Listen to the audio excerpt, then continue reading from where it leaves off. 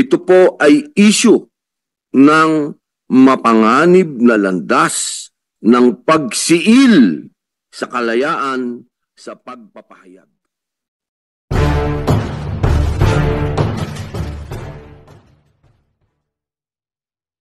Alhamdulillah Rabbil Alamin. Bismillahi wa salatu wa salamu ala Rasulillahi. Assalamualaikum warahmatullahi wabarakatuh. Pagpapala po at awa ng Panginoon Diyos ang akin pong binigkas para po sa ating lahat. Sa gitna po ng mga umaapaw na sari-saring opinyon, posisyon at debate sa media industry, meron pong isang katotohanan na hindi natin kailanman maaring baliin. Ito po ang kasabihang ang malayang pamamahayag ay isa sa mga haligi ng demokrasya. Mga kaibigan, mga kababayan, mismo ang saligang batas, ang kataas-taasang batas ng Republika ng Pilipinas ang nangangalaga sa karapatan sa malayang pamamahayag o press freedom. Hindi na po ito usapin kung ano ang network o sino ang mga tao sa likod nito. Ito po ay issue ng mapanganib na landas ng pagsiil sa kalayaan sa pagpapahayag. Disyembre po noong nakaraang taon, ng patawan ng National Telecommunications Commission ng suspensyon ang Sunshine Media Network International o ang SMNI.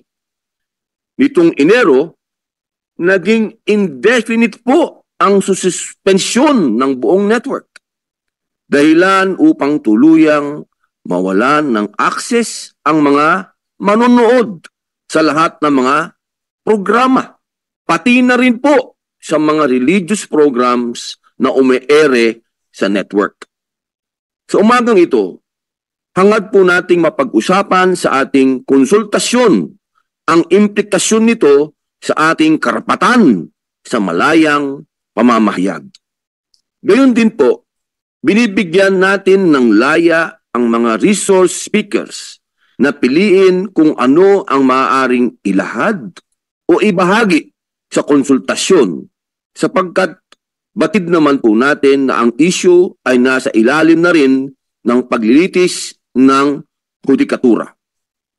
Kinikilala at nirespeto po natin ang saklaw ng ating mga korte patungkol dito. Kapiling po natin ang mga kinatawan ng network, mga miyembro ng media, mga opisyal ng mga ahensya ng pamahalaan at kinatawan ng akademya upang magbigay ng kanilang posisyon, opinyon at kuro-kuro tungkol sa usaping ito. Sisimulan na po natin ang ating konsultasyon at pagpupulong. Napakaganda pong marinig na kakampi natin ang Commission on Human Rights pagdating po sa pagbibigay ng proteksyon sa freedom of the press, freedom of religion, freedom of expression, freedom of speech. Tama po ba? Tama po, Your Honor. Maraming salamat po. Atin naman pong pakinggan ang posisyon po ng Sunshine Media Network International. Sir, ang akin pong hindi ko po nakakalimutan yung besting ko sa inyo, sir. Nakamotor ako. Sabi niyo sa akin, mag-iingat na, baka malaglag ka dyan. Sir, Mr. Jay Sonsa, sir. Salamat po, Mr. Senator, Mr. Chairman, distinguished members of the Committee on Public Information and Mass Media. At the onset, allow us to thank you for giving us the opportunity to freely address the representatives of the Filipino nation and duly elected public servants.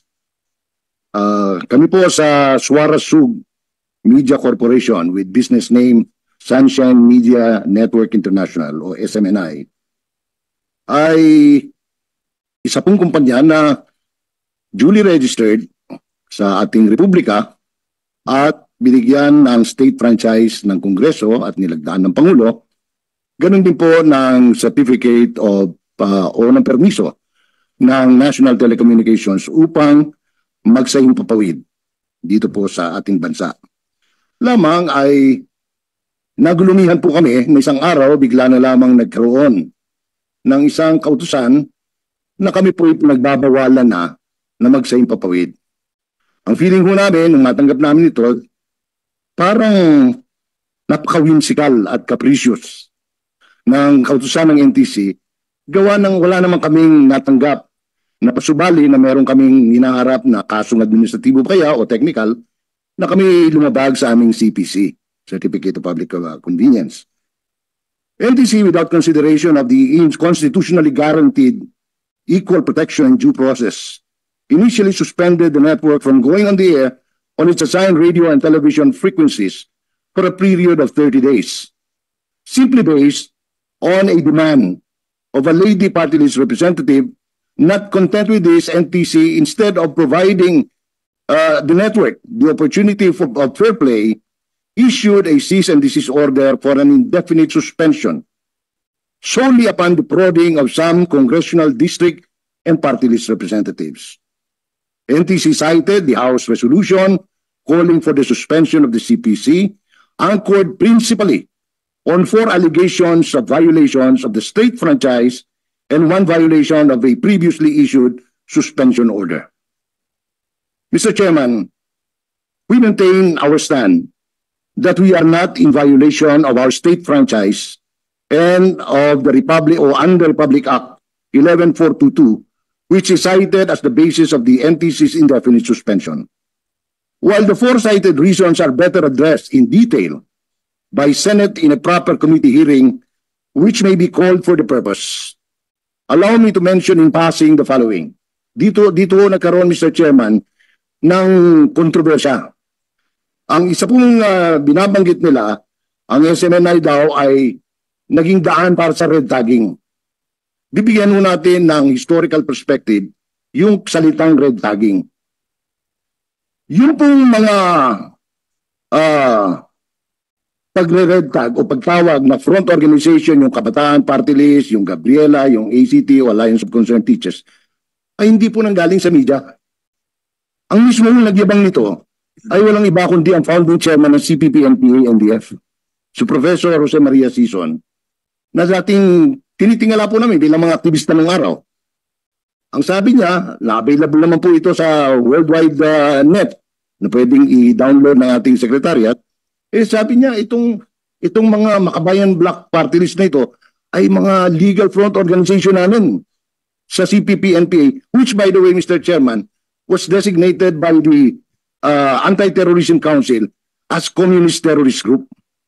So hindi ko kami ang nagbansag na sila ay kaibigan, kaanib o kabalikat ng CPP-NPA.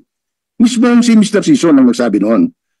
Kaya kung nababanggit sa mga balita na sila front organization, it is only in deference to the pronouncement made by the founding chairman himself that this Makabayan Black Party List are theirs. So, maingat po kami doon. Kaya nga palagi namin sinasabi na designated communist terrorist group.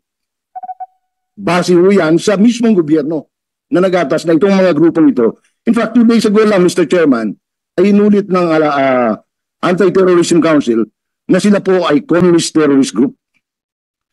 So, hindi po namin mawari bakit kami tinatawag na ang aming kasalanan ng red tag. Kasi, katunayan, kung susundin mo natin ang alituntunin ng broadcast, nandito naman yung mga taga-KBP, dapat yung mga kalaban ng Estado hindi na ini-interview. Pero yung mga traditional mainstream media, ang malayang nag-i-interview kay Mr. Sison at iba pang mga pinuno ng CPP-NPA. So, malayo po sa katotohanan na ang SMNI ay nagre-red tag. Pangalawa, napaka-convenient po kasi ng sawaging red tagging para lang mahinto yung pagbabansag sa kanila na front organization. Pangalawang dinadahilan po ng NTC, base doon sa request ng House, kami raw ay nagpapalaganap ng fake news. 4 yung binanggit nila. Pangalawa, yung fake news. Ako po maglilimampung taon na sa industriya ng pamamayag. At ako rin po ay nagturo. Wala po akong natatandaan na salitang fake news.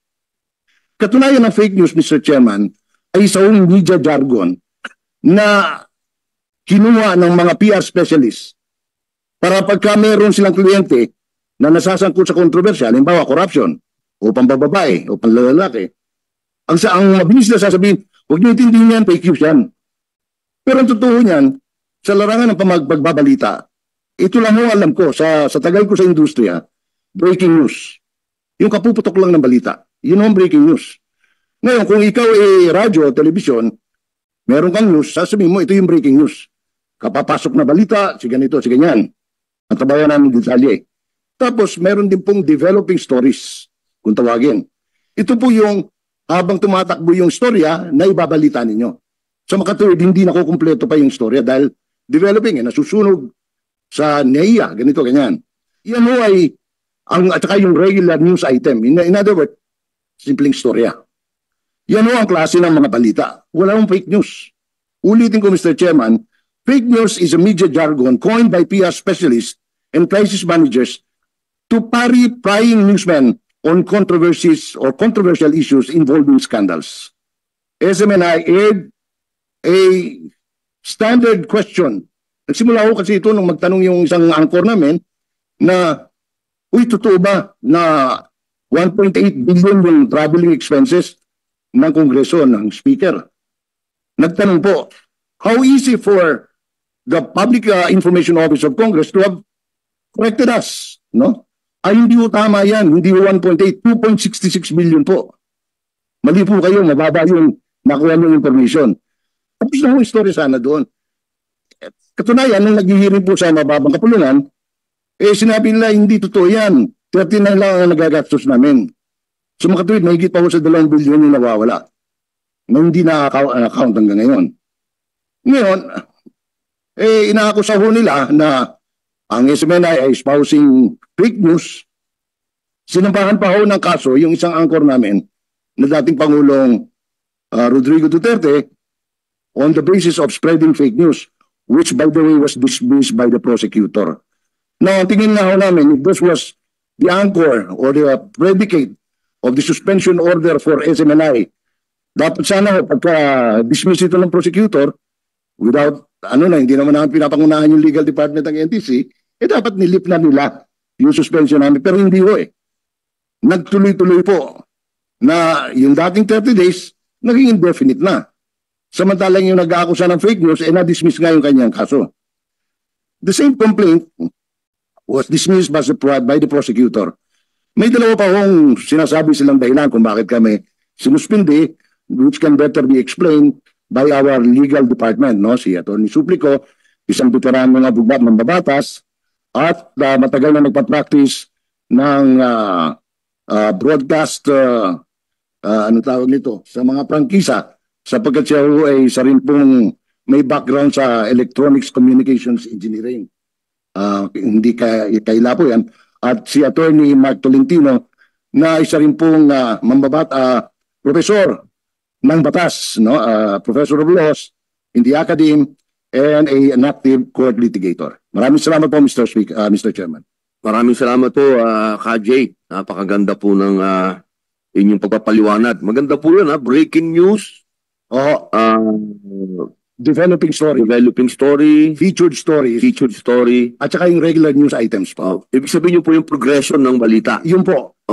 There is no such thing as fake news. Kasi lahat ng balita, kukunin muna yan, tapos ganun po ba yun? Sa totoo po, ako yung nag-practice din ng crisis management. Opo. Yun yung ina-advise namin sa kliyente namin pag may skandal. Sabihin mo fake news para tapos ang storya. Kasi pag nagpaliwanag ka, alam nyo na, maurirat po yung mga newsman. Pero pag sinabi yung fake news, pati sila hindi na naintindihan yun. Dahil wala naman yung fake news talaga yun.